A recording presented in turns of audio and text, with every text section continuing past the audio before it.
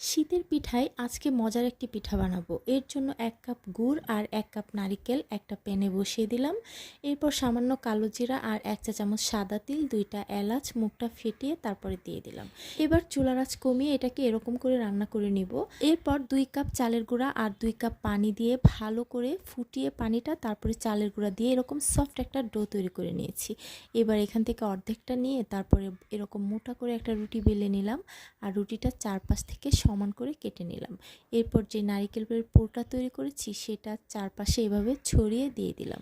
এবার এটাকে রোল করে নিব। আর যেই পাশটা এরকম খোলা থাকবে সেটাকে ভালো মতো সেট করে দিতে হবে, মানে সিল করে দিতে হবে। এরপর এটাকে ভাপিয়ে নিব ১৫ থেকে ১৬ মিনিটের মতো, ভাপালেই হয়ে যাবে। আর গরম গরম এই সুইস রোল পুলি পিঠাটা আপনারা বিকালে চায়ের সাথেও পরিবেশন করতে পারেন, মেহমানের সামনেও পরিবেশন করতে পারেন। অসাধারণ লাগে এটা খেতে। আশা করছি আপনার